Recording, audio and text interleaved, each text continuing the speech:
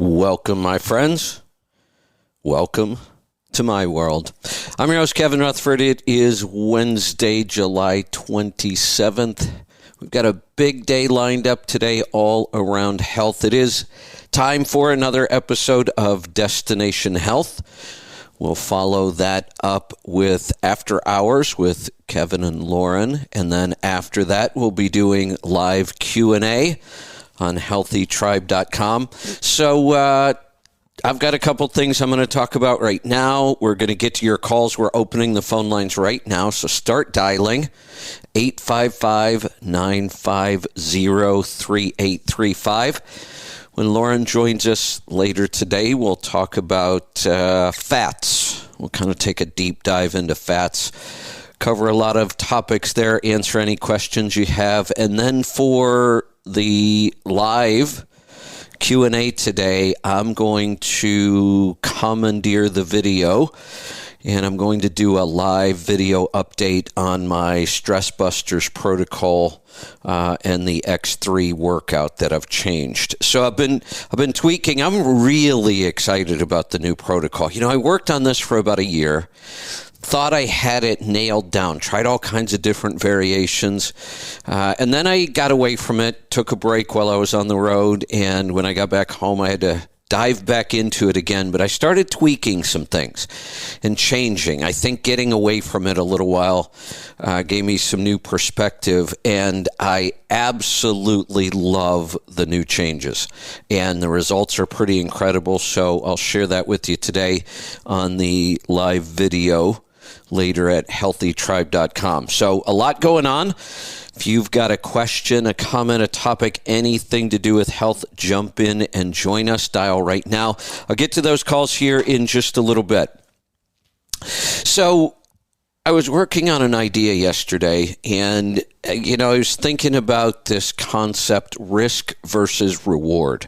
We talk about it quite a bit when it comes to things like investment and financial planning or making big decisions.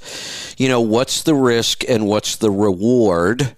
And the idea being, if there is more risk, there should be more reward, but that's not always the case. We do all kinds of really risky things that have almost no reward. But I was thinking about the idea, risk versus reward. It's a good way of looking at things. But then maybe I'm just frustrated with the fact that it's so hard to get people to work anymore. And it's harder and harder to find people who are really good at their job. And we're talking about, this whole generation that doesn't seem to be going back to work. And I got thinking, why have we never talked about the idea of work versus reward? I kind of looked it up. There's really no reference to this whatsoever. Risk versus reward's been around forever. But why don't we talk about the idea of work versus reward? And I was thinking about it because I was trying to come up with ways for myself to stay motivated to do the protocol.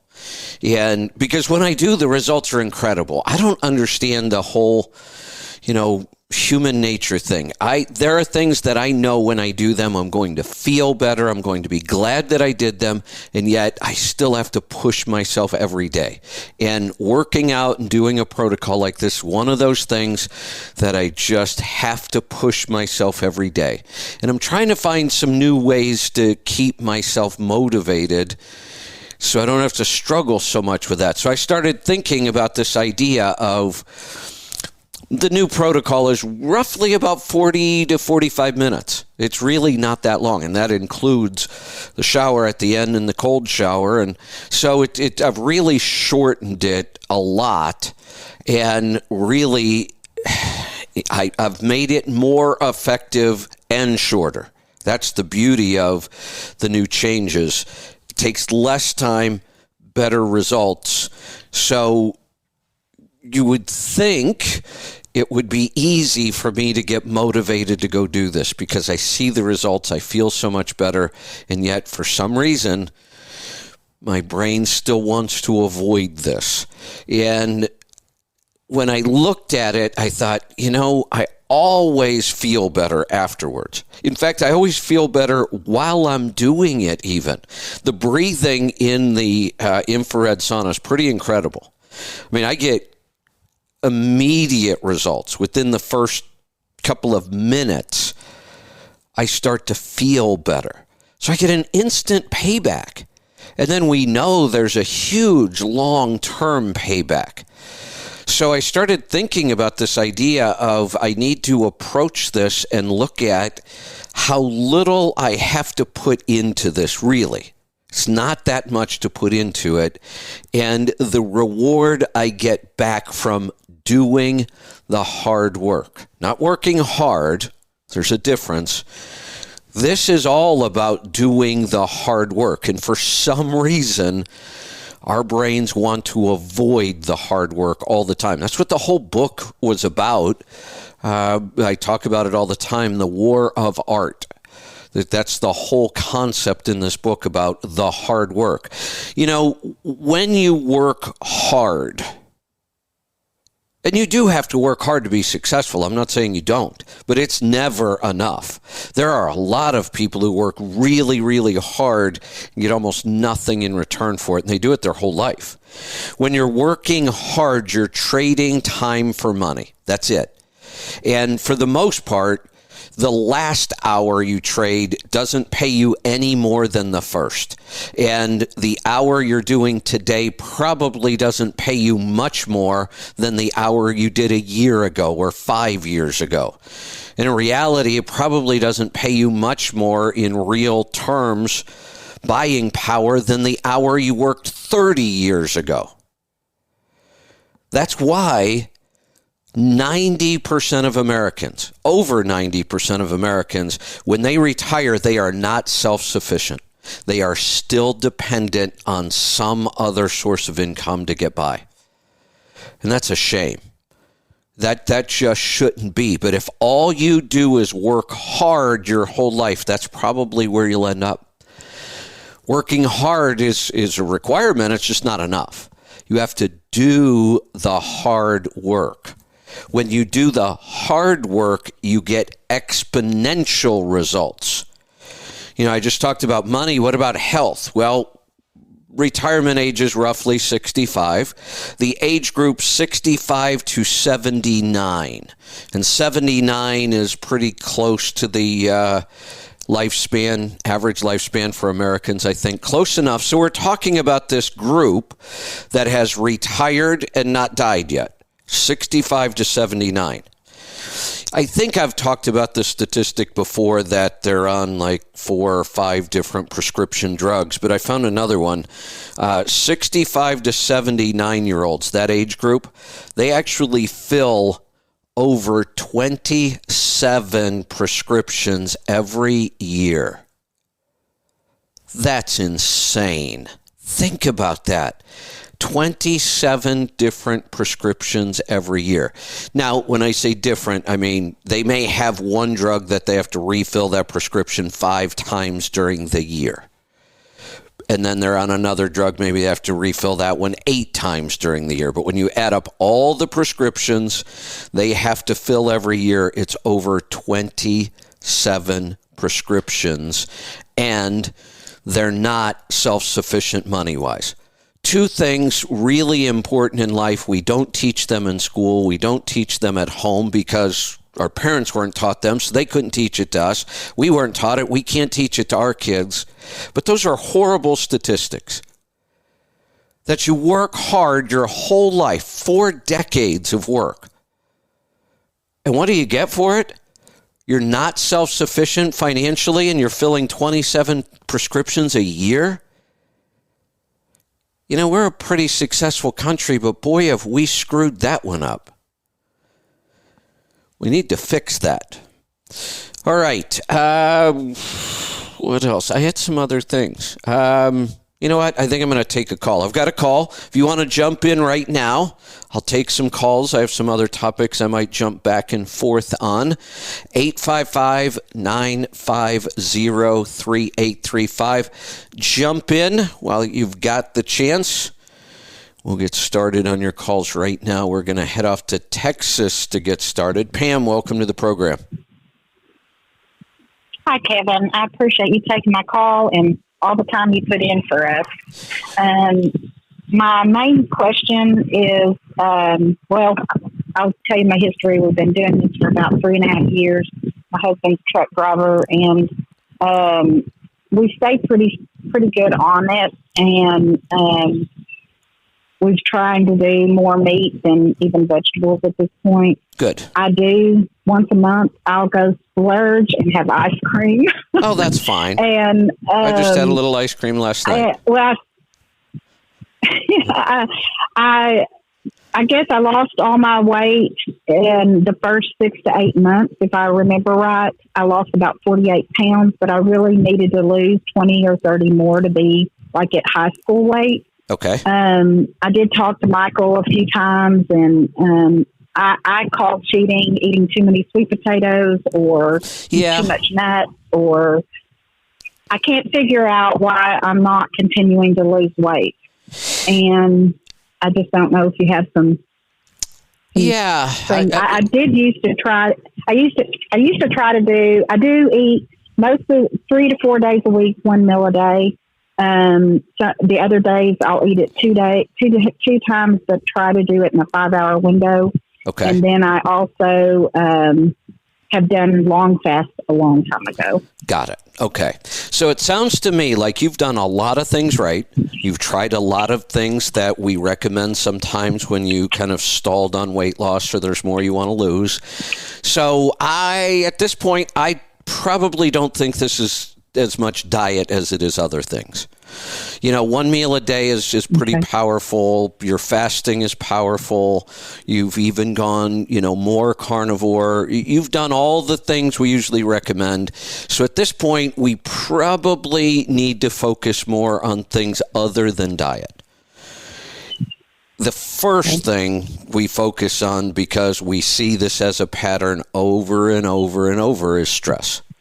Stress will block weight loss. It will do it every time. Stress involves all of the hormones that affect our weight loss or weight gain. And would you agree that the world is probably a lot more stressful than it's been in the last 50 years or so? Yeah, we'd be messed up if not. Yeah. Yeah, we can say, well, it doesn't bother us, or we ignore it, but it does bother us. It bothers everybody. It's impossible not to. So we have to work on that stress. Are you doing anything at all to, work on that issue right now? No, like the cold showers or any of the, meditation, mindfulness, the protocols I've talked about. I would really focus on those. The other thing, and I'm going to talk about today, the X3 workout. You're going to hear me really, really push this a lot. I am convinced, we're talking about the fact that our country is aging. The baby boomers are all starting to retire. That's clearly the bulk of my audience. It is baby boomers. It's the bulk of the truck drivers right now. So we're all starting to deal with these same issues as we age. And the more I look at this, most of the problems most seniors start to face health-wise. Now, we clearly know that their diet is a problem. But I assume when I'm talking to people, for the most part, we all agree we know what we have to do with the diet. Now, I get new people, so I have to explain it to them. But I assume for the most part, you've been doing this 3 years. You've had great success with it. You've tried other things. So I assume for the most part, here we know diet is number one.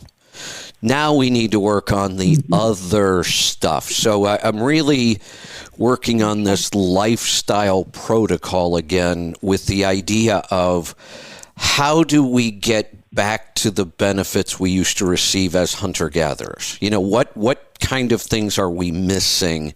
And the one thing we see, we look at seniors and their health. I think the single biggest problem is that they're weak. They're weak and they're frail. You think about it, seniors start to have a hard time getting out of their chair. We have chairs now designed to help you get out of them. They have a hard time going up and down stairs, so, they tend to move into one-story houses. The house I bought, kind of bizarre, it's a 3-story. It's got an elevator, and that's a trend now, putting elevators in homes because of seniors who want to stay in the home and, can't make it up and down stairs anymore. Seniors have hard times opening jars. We get so weak over our lifetime with our current lifestyle, and then they become frail, they need help, they tend to fall a lot because they're so weak. Their core muscles and their leg muscles get so weak, they fall. When they fall, their bones are brittle because their diet's so poor. When they break a bone, that's the beginning of the end. That's when they really start to go downhill. And unfortunately, our medical system today will keep them alive a really long time. But isn't that kind of a miserable existence, filling 27 prescriptions a year and being weak and frail? Doesn't that sound awful? Nobody would look forward to that, but that's the norm now, and it doesn't have to be. This workout, one of the other things I really haven't talked a lot about, the X3 bar. The founder and inventor of the X3 bar, before that, all of his research and development had been for a product that was specifically designed for seniors. Because they get so weak and their bones get so weak, that was his whole thing. He worked on that for years, probably decades. And from that, he figured out this better way of working out, much more effective. But his whole focus in the beginning was, I forget the name of the other product, still out there though. His whole focus was keeping seniors strong with good, strong bone density. It's not difficult. The X3 bar workout is 10 minutes a day. I'm going to show it again today. I think once we've got diet handled, if you're only going to do one thing, that would be the single most important thing you could do. Pam, did I lose you? Yes. Oh, there you are. Yes, I'm listening. No, I'm listening. Yeah. Okay, so Gary just bought one of those. We haven't started using it, so we're going to buckle down. So you're going to show that today so we can see it. Yes, yeah. So my original workout, I kind of defaulted to just the workout that came with the X3 bar because it was so well developed. It was really good. But no matter how good something is, it can be improved on. And I now have an improvement on that workout. It's an option. You don't have to do it this way. It does mean probably working out a couple more days a week, but it's shorter, it's easier, it's more effective. So I'm going to show that today. So I'll go through each exercise and kind of give you tips on each one and what we're looking for, but I'll go over the whole workout itself today. So perfect timing for you guys. Okay. Great. Okay. All right. So the stress, the breathing, what is the red light? Which one do you use? On the infrared sauna, you mean? Yes. Mm-hmm. So that's another change I've made. The infrared sauna we have in our store is a sauna blanket. So you think about a sleeping bag. It's just like a sleeping bag. You get inside of it. We selected that one because it's the best option for in the truck itself. Now, and this is a new area of research. I'm actually working with a company that manufactures this kind of stuff, and we're thinking about designing our own. And I'm looking at trying to combine more wavelengths of light at the same time. So right now, far infrared is, if you can only do one light therapy, we recommend far infrared. And that's what the blanket is. That's another reason we chose the blanket. There's also mid-infrared and near-infrared. They have different benefits. Then there's also just red light itself, that's not infrared, but visible red light that we can see. That has other benefits. So I'm playing around now, but right now they're all different devices to do all of this stuff. And I'm trying to work with this manufacturer to see, could we combine all of these light sources into one option? Could it be affordable? So I'm looking at some different form factors right now. We'll always recommend the blanket. The blanket is easy, it's inexpensive, it's great for the truck, but the new protocol, one of the reasons I was able to cut the time down so much is because we're working on two different designs right now that instead of needing, 45 minutes to an hour in the blanket, we only need 15 or 20 minutes. It's much more powerful. So, but right now, the My High blanket is the one we sell in our store. Okay. Let me ask you one more quick question. Sure. My blood pressure in the last year has started to drop. Even when I was young, it was never at the high level, on the low level. And I sometimes will be out shopping, and all of a sudden I feel dizzy. I have never fainted, but I stand there and kind of wait to see what happens. Okay. So I started doing my blood pressure. A couple of times I caught it when I was at home where I could do it, and it was like 130 over 82. That was just out of bed. One time it was 121 over 77, and then one time it was 109 over 62. Okay. So most of the time I'm not home where I can check it to see if it is that. It's not my glucose because it's low. It's 68 to 80. Got it. Perfect. Okay. So low blood pressure, we don't get concerned about unless we have symptoms, and you do have symptoms, so we should address it. Most of the numbers you're giving me, I'm not too concerned about. Those are really ideal numbers. Even the last one, that's a little low, and that may be where you are when you start to see some symptoms. What that tells me, this is a verification of the weight loss issue, that it's stress. You are showing signs of weak adrenals.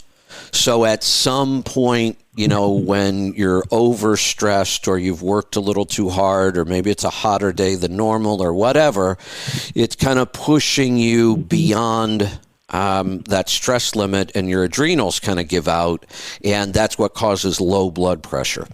If you can find somebody that has a blood pressure cuff and knows how to take blood pressure manually, there's a way we could check this. And the way we check it is we have you lay down. We take blood pressure on your right arm, and we take the reading while you're laying down. We leave the cuff on, and then we have you stand up quickly, from laying down to standing up quickly, and then we take another reading on your blood pressure right as you stand up. What should happen is your blood pressure should jump up about 12 points. And most people, it will actually drop, because most people are stressed today, and most people are seeing it. We kind of call it weak adrenals, or it's not totally correct, but it gives us an idea of what's going on. The whole system in our body that handles fight or flight is so overactivated that it's just kind of giving up on us, and you'll see your blood pressure drop when that happens. So I have a feeling that's what's going on, which the whole stress protocol and the workout will help that as well. Okay. I did do it one time and stood up, and it did drop from 109 to 106, from 62 to 60. That's not a bad drop. I've seen worse, but we don't want it to drop at all. We don't even want it to stay the same. We actually want it to jump up about 10 or 12 points. Okay. So just work on this stress. That sounds good. Yeah, and the beauty of it is, honestly, if you just follow the stress protocol exactly the way I've laid it out. I'm so excited about this. It's working really well. With the new devices, because we don't have to be in them as long, I've got the entire protocol down to about 40 minutes now. Okay. All right. Thank you so much for your time, and I'm sorry it took so long Oh, to get no that problem. time. But No problem. Gary and I appreciate you tremendously. You're welcome. Thank you for your time. Yes, thank you for your support. It's what I love about this new format. I don't feel rushed at all. I love being able to take more time with each caller and really work through things. And again, even if I had 6 more calls waiting, I've got a couple. You can certainly jump in right now. There's some lines open. But I really prefer to take more time with people. And because we don't have the breaks, that time doesn't get interrupted. I'm really enjoying this format in a lot of ways. Let's go to Wisconsin. Matt, welcome to the program. Hey, Kevin, how's it going? Good. What's on your mind today? Are you there? Are you there? So, well, I try to make a long story short here. I had a stint put back in 2018, drug-coated stint. So I've also been dealing with diabetes type 2 for about 10 years. Well, about a year ago, I kind of started changing my diet, kind of doing a no-carb thing or low-carb. And I've been listening to you for about 4 months now. So 3 months ago, I started on NDK and just really concentrated on what I'm eating, healthy fats, proteins. Good. And from this time last year, I'm down 50 pounds. Congratulations. Since That's the first awesome. of the year, I was at about a 10 A1C right now. After 3 months of kind of NDK, I'm at 6.2. Good. So that's kind of what I've been striving for, is to kind of get back to normal with my A1C. Yes. Problem is, I'm on several medications for the stint. I was on a statin. I got the doctor to remove me from the statin, and she wants to put me back on the statin. So I met with her nurse a couple weeks ago. I got the whole, I kind of told them what I'm doing and, the diet I'm doing, and she didn't like that. You shouldn't be eating any red meat. You shouldn't be eating any red meat. This statin doesn't make you feel very good. Maybe we should try a atorvastatin. We should switch to that statin. So a lot of questions in my head. So yep. Go ahead. Well, I was going to say, you probably know how I feel about the statins, right? Yes. Yes. And you know what? You finished the story. Yep. I did a whole show on statins, and I actually forgot to put in one detail in there, and you just reminded me of it. Just one more problem to pile on top of all the other problems statins cause. There is a very, very common theme that these statins do have nasty side effects. And doctors will tell people, well, that's okay. If we try one and you don't feel good, we'll just try another one. There's lots of them. Here's a huge mistake we see all of the time. These doctors don't seem to understand the dosing differences on different types of statins. So I've seen many times where they take somebody who's on 10 milligrams of this particular statin. When they switch them, they just pick 10 milligrams again. Well, wait a minute. No, this statin's only supposed to be 2 milligrams. You just raised their dose 5 times. And they don't seem to catch that. That's a real problem. So the whole statin thing, just throw those right out the window. No reason to be taking those damn things. Now, some of the other drugs they may have put you on because of the stent, blood thinners, things like that. If you're concerned about those and you want to know whether you should really be taking them or not, I would recommend a consult with Dr. Wolfson.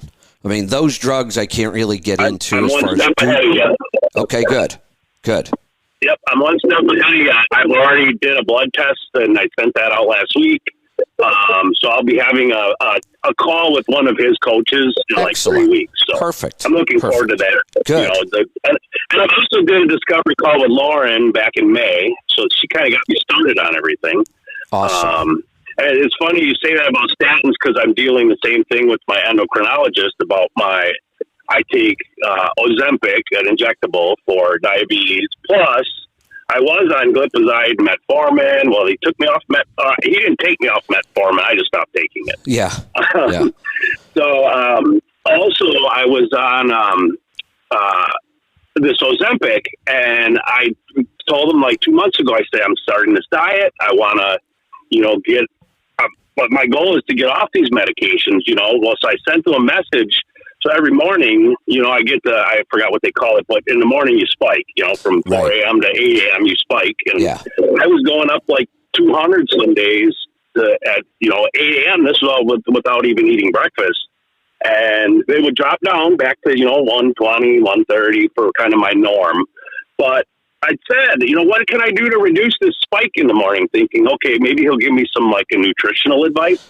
Yeah. Oh no, we can add Jardiance. If you want us to add Jardiance, we can add Jardiance. That'll help with that. So man. Listening to you guys, it's like, it's comical. You call it exactly how it is. So let me give you some advice on how you do learn about that spike and other ways that we might be able to reduce that spike and learn other ways we might be able to get your blood sugar down.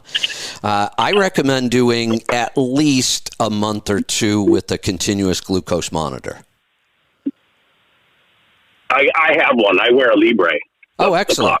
Excellent. So I read it all the time. So several times a day I check it. Try this. Yep. And if you kept records about when you ate and all that stuff, go back and look. And I'm going to make a prediction that the mornings that you wake up with those really high spikes over 200 are going to correlate with you eating later in the day. Okay. Sure. It is the one. I can tell you this: in the past 3 weeks, I haven't been above 150 in the morning. So excellent. Just kind of watching that, doing exactly that. So, yeah, for some reason, this is like when I first started. When I first started it, that's when. I talked to the doctor and he told me about adding Jardiance. So. Yeah. No, we can fix that with no drugs. And it does tend to kind of work itself out over time. But we can really, I found a absolute correlation between eating closer to bedtime and having those really high numbers. We call it the dawn effect the next morning. And if I would stop eating, 4 or 5 hours, my numbers would look completely different. And it's so weird because when we eat during the day, whatever we eat only affects our blood sugar for about 4 hours max. But for some reason, what we eat in the evening affects our blood sugar all night long and into the next morning. Sure. I also get it when I exercise. So I'll exercise like in the afternoon or early evening, and my blood sugar goes up when I exercise. Yeah, there's an explanation. So, we talk about the fight or flight. And we talk about stress levels, and I've even explained, and I'll probably explain it again today, that my stress protocol doesn't reduce stress, it actually increases stress. And we increase stress in a very specific way so that we build, I call it our body's stress muscle.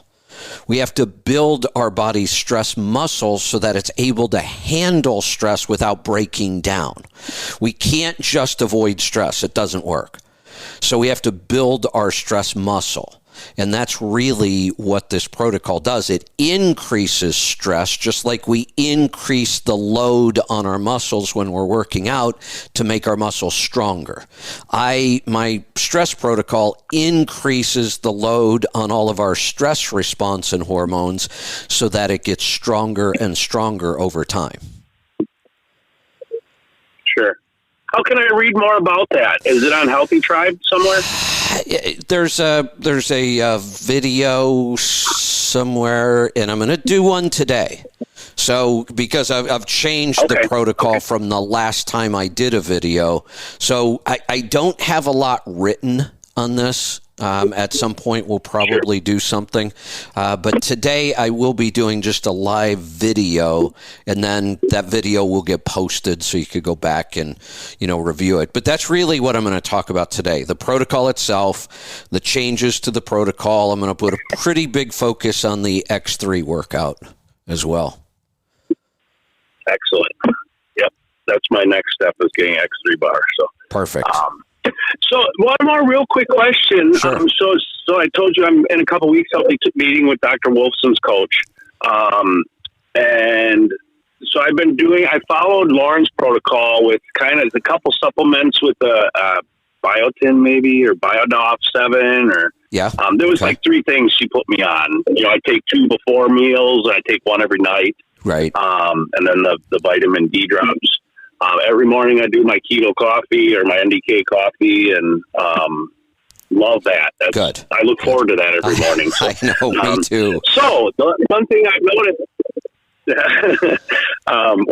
noticed the last couple weeks, and I kind of read up about going to the bathroom. Now, I would say I'm constipated, but I'm not.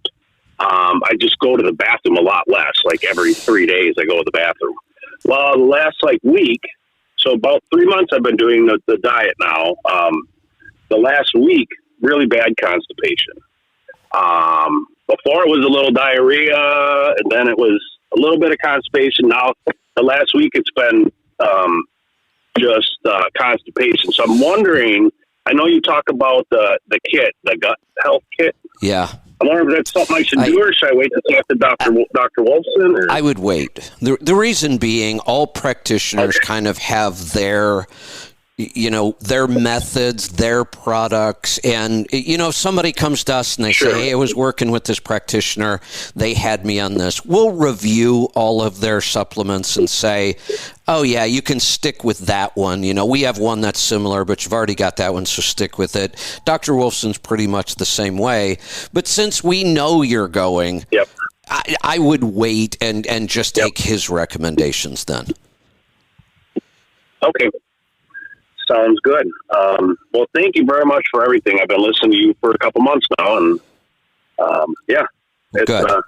it's quite the journey so far. Excellent. Figuring out everything to eat, though, I'm still kind of learning that. It's hard to shop for it. You can't find anything good to eat out there except at the good stores. I can tell you this: keep at it. You'll get better and better at it. We've been doing this 8 or 9 years now, and the food part of it is just so easy, easier than food has ever been. Sure. I'll tell you the other thing about digestion. The more I lean on carnivore, the better my digestion gets. I am fully convinced that almost all of our digestive issues stem from plant foods. Okay. So I'm excited, and thank you very much again. You're welcome. I think you answered my questions. Excellent. You're welcome. Thanks for the call. Let's go to Minnesota this time. Jerry, welcome to the program. Hi. What's on your mind today? You hear me? I can. I've been taking your vitamin D drops, your coffee in the morning and all that for about 2 years. And I went in and had my physical, and my vitamin D is still very low. It's 29 again. Ouch. So which version of the drops are you taking right now? Because we have a couple different vitamin D products. I take the expensive one, the highest one. What is that one called? So the BioDK. Yeah, there you go. Okay. All right. So that is the most potent. How many drops a day? I've been doing 5 to 6 drops a day. Wow. And you were still at 29. Yep. I was at that last year too. Yeah. Never gone up. And I did get, yeah. We've got another I don't know. deficiency somewhere. We're going to have to dig to try to find it. There are a couple other cofactors that could cause this to happen. Have you ever done a NutriQ and a discovery call with us? No, I haven't. You guys send me one to fill out. I know that. I got to fill that out and send it in to you. Yeah, I would do that. We may find some clues in there, but we really need to figure out. There's another deficiency here somewhere, and we got to figure out what it is. Yeah, because my vitamin B is very high. That's 116. Which B? There's lots of B vitamins. B12. Oh yeah, B12. My God, I have one. There are so many supplements that are so loaded with B12. Like one supplement sometimes will have 4,000% of the daily allowance. I mean, B12, you can get crazy numbers on B12, so I wouldn't worry about it. Oh, okay, because the doctor says that's too high. Like I said, and every once in a while I'll catch. There was one time where I actually overloaded B12 so much because I was experimenting with a couple of different supplements and I didn't catch that several of them were I think at one point I went back and looked and I was taking like 10,000 times more B12 than you were supposed to be. Wow. It was a crazy number. But and I did actually get a symptom. I started, for the first time in my life, I started to get anxiety. I was like, whoa, what is this? I didn't even know really what anxiety was. And I started to get anxiety. And I'm like, oh, that's not good. What is going on here? It was actually my son, Michael, that figured it out. High levels of vitamin B12 can deplete lithium. And lithium is kind of what keeps our balance on anxiety and some other things. So we cut back. But like I said, that was crazy amounts of B12 before I got any kind of a symptom at all. Okay. Yeah. I've been always low on my vitamin D. Always. Every time I go in, sometimes it's 30. 35 is the most it's ever been, the highest my whole life. Yeah, and that's we have to figure out why. That has nothing to do with the supplement itself. We've got to find why. So this may require some blood work. We're going to have to go look at nutritional levels and figure out which cofactor is missing. Okay. Does it acid reflux or anything like that, or anything got to do with it? No, the acid reflux would be weak stomach acid. That one's easy. We can fix that one. Yeah, okay. Yeah, I already had surgery for the stomach and throat already for it, so. Yeah, we can fix that one. That one's easy. The vitamin D, when somebody is supplementing vitamin D and it's still low, that one can be a little tricky. Sometimes we have to dig for that one. Okay. Yeah, that will. Because my vitamin D was low. What's that? You broke up. The COVID-19, is that why? Oh, you're breaking up again. You know what? I'm going to cut you loose. Maybe you can hear this. There is a very strong correlation between low vitamin D levels and poor outcomes with COVID. More likely to get it, more likely to have severe symptoms with low vitamin D levels. And that's not just COVID, that's our immune system. So you're more likely to get every cold or flu or virus that comes along. And because it's an immune system, it's not specifically a COVID thing. Let's go to New Jersey. Todd, welcome to the program. Hey, Kevin, how are you? Doing good. What can I help you with today? Good. Hey, if you don't mind, I'd like to run by you my lipids. I've been carnivore for 7 months. It fixed a lot of great things from my life. But my lipids went up extremely high. Like, for example, my overall cholesterol went from almost 400 to 715. Ooh, okay. So, and my triglycerides... Oh, go ahead. Yeah. So has anybody ever talked to you about the term, and I have a hard time with this term, hypofamilial cholerestemia. Has anybody ever talked to you about a term even close to that? I saw a video from Paladino the other day about that. Is that about the heart and the arterials or something like that? So when we talk about cholesterol and somebody gets these crazy high numbers like 7, 8, 900, that is a genetic issue. Most things are not genetic, but this is one. When you can register those kind of cholesterol numbers, that is a genetic issue. So I would want you working with a practitioner on that. All right.